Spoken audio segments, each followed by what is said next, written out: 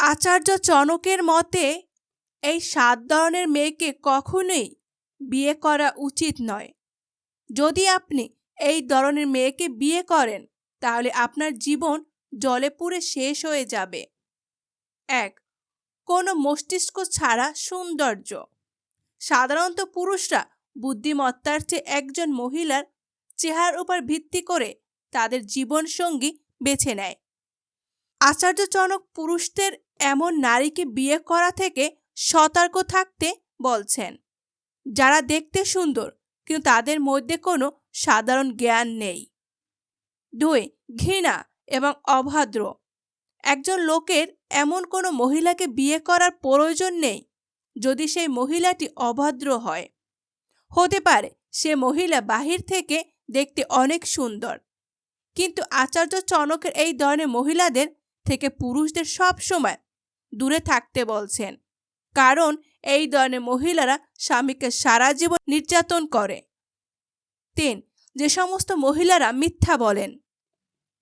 আচার্য চনক বলছেন একজন মহিলা যে সব সময় মিথ্যে কথা বলে সেই মহিলার এক সময় তার পরিবারকে ধ্বংস করতে পারে, কারণ ভবিষ্যতে সেই মিথ্যা কথাগুলো তার স্বামীর বিরুদ্ধে ব্যবহার করবে।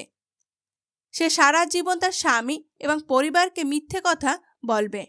এই কারণে আচার্য চনক এই ধরনের মহিলাদের থেকে পুরুষদের সবসময় দূরে থাকতে বলেন। ৪. যিনি ঘরের কাজ করতে পারে না। আচার্য চনক মতে যে মহিলা নিজের ঘরের দায়িত্ব কর্তব্য পালন করার জন্য দক্ষ নয় সেই মহিলাটা অ্যাকচুয়ালি বিবাহ করার জন্য অযোগ্য। ৫. খারাপ পরিবারের বেড়ে ওঠা মহিলা।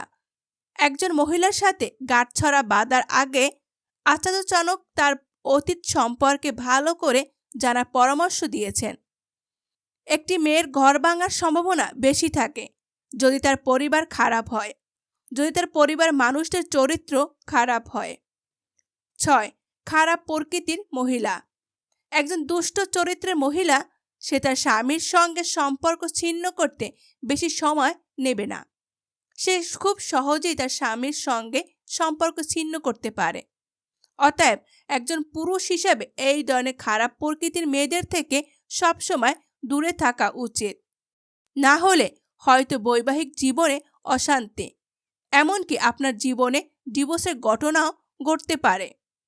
তাই একজন পুরুষের বিয়ে করার আগে আচার্য চনকের এই কথাগুলো সব সময় মাথায় রাখা উচিত। একজন জীবন সঙ্গীকে পছন্দ করার আগে অবশ্যই অনেক চিন্তা ভাবনা করা উচিত, কারণ একটা জীবন সঙ্গী একটা পুরো জীবনের ব্যাপার।